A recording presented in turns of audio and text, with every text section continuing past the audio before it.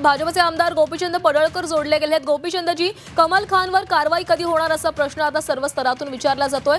काल त्यांनी ही पोस्ट केलेली होती, मात्र अद्याप कोणतीही कारवाई झाली नाहीये। हे बदनामीचं षडयंत्र असल्याचा आरोप विरोधक करतायत। विकिपीडियावरती ज्या पद्धतीने चुकीची माहिती टाकली होती, जी 24 तासनं ही बाब जेव्हा निदर्शनास आणून दिली, तेव्हा राज्याचे लोकप्रिय आणि संवेदनशील मुख्यमंत्री आणि छत्रपती शिवाजी महाराजांच्या विचारानं जे महाराष्ट्रात काम करतायत ते माननीय देवाभाऊंनी कालच तशा पद्धतीच्या सूचना दिलेल्या आहेत।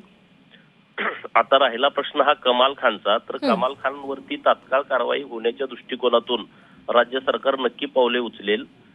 आजच आम्ही माननीय मुख्यमंत्री महोदयांशी या विषयावरती बोलून त्याच्यावरती तात्काळ कारवाई करण्याच्या बाबत आदेश द्यावेत अशी आम्ही विनंती माननीय मुख्यमंत्री महोदयांना करणार आहे। गोपीचंदजी, काल मुख्यमंत्र्यांनी आदेश दिलेले होते, विकिपीडियावर जो मजकूर आहे तो काढण्यात यावा, तो काढला गेला, मात्र काही क्षणांनी तो पुन्हा पोस्ट करण्यात आलाय। मग याच्यावर काय कारवाई केली जाईल?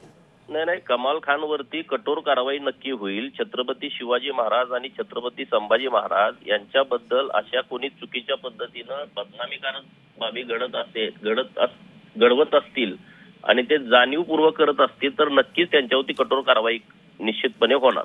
गोपीचंदजी, कमाल खान याच्यावर कारवाई होईलच त्याचं आश्वासन तुम्ही देताय, मात्र प्रश्न असा होता की विकिपीडियावर जी माहिती होती, जो मजकूर असा होता, मजकूर आक्षेपार्ह मजकूर होता, तो काढण्याचे देखील मुख्यमंत्र्यांनी आदेश दिलेले होते। त्या आदेशानंतर तो मजकूर काढला देखील, मात्र काही क्षणात तो पुन्हा एकदा पोस्ट करण्यात आला। नाही, त्याच्याबद्दलची आता माहिती घेऊन परत एकदा माननीय मुख्यमंत्री महोदयांना आम्ही त्या गोष्टी निदर्शनास आणून देऊ आणि नक्की त्याच्यावरती कारवाई योग्य होईल।